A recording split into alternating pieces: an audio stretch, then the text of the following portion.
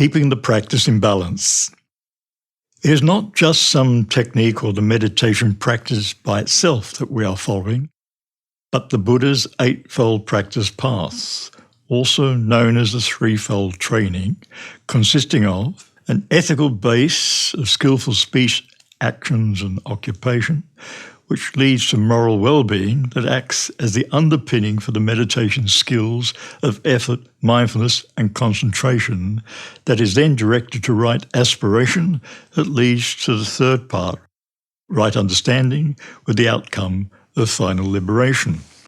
This teaching was the method taught by the Buddha to realize the Dhamma or universal truth, which he explained on many occasions during his 45 years teaching career. Even as he lay down dying, when the ascetic Subhadra asked the Buddha whether other contemporary teachers were enlightened, partially enlightened, or not at all. The Buddha responded that unless they followed the principles of the Eightfold Path, then it was not possible for any of these contemporary teachers to be enlightened, partially or otherwise. So you can appreciate that the complete system of practice of the Eightfold Path needs to be implemented to obtain the desired effect. However, more often than not, you find that meditators, who although well motivated, are not practicing correctly in that they are overreaching in their effort to extract something from the practice, that they have a gaining, grasping attitude, that they are inclined to confine the practice to a static sitting practice, and or they are disinclined to or are unaware of the necessity of developing the dynamic practice of ongoing mindfulness during daily activities.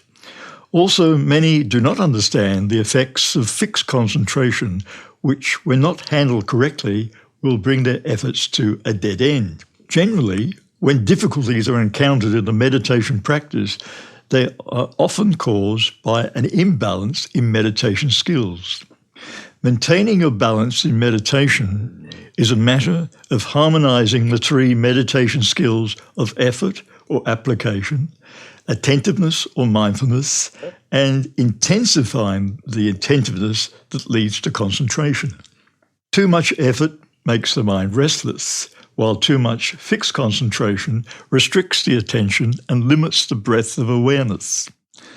Effort and concentration are active factors, while mindfulness is a balance of non-reactive awareness and a state of receptivity. As you practice, keep in mind the characteristics of these three factors, for applying them appropriately will allow you to adjust, harmonize, and keep your meditation in balance. With mindfulness, it is not necessary to induce concentration as such, because sufficient concentration will naturally arise by being continuous with presence of mind coupled with clear knowing. There is no problem in having too much mindfulness as there is in having too much effort. Mindfulness is not something that you can overdo. Rather, it is more likely that there is not enough mindfulness to help balance the factor of effort and concentration. So it is worthwhile to put in more effort to maintain continuity of attention, as this contributes to settling and stabilizing the mind. For concentration to be right, the type has to be appropriate to the mode of meditation. In concentration meditation, the meditator fixes on a single object, ignoring secondary object to become absorbed in one object only, while the type of concentration in Vipassana meditation is the moment-to-moment knowing of many and various objects as they arise without fixing on particular objects. Actually, in Vipassana meditation, it is really a matter of intensifying the awareness that makes the concentration.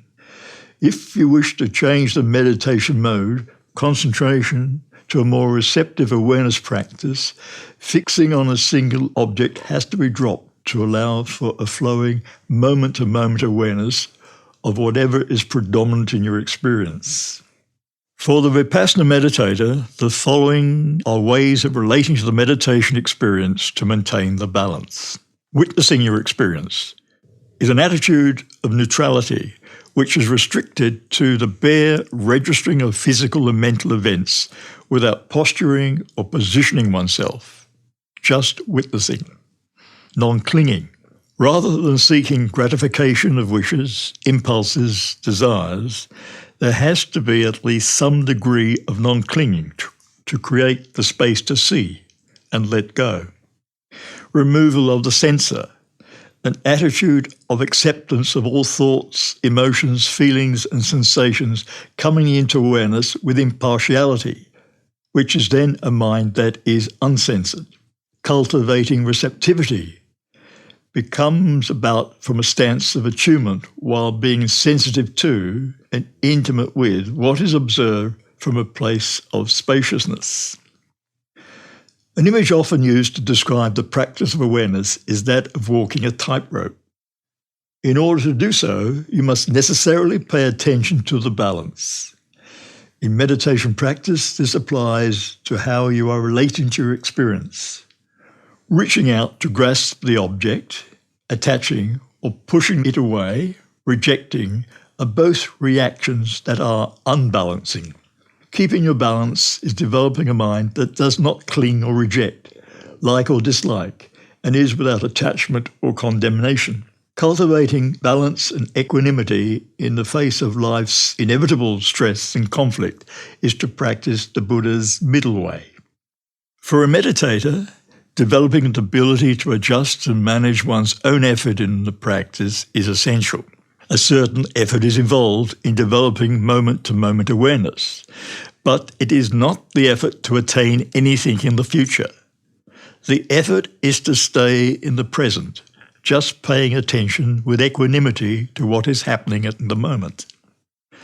The Buddha gave an example of just how attentive we should be. He told of a person who was ordered to walk through a crowd with a jug of oil full to the brim balanced on his head. Behind him walked a soldier with a sword. If a single drop were spilled, the soldier would cut off his head. That is the quality of attention needed, so you can be sure that the person with a jug walked very attentively. Yet, it has to be a relaxed awareness. If there is too much force or strain, the least jostling would cause the oil to spill.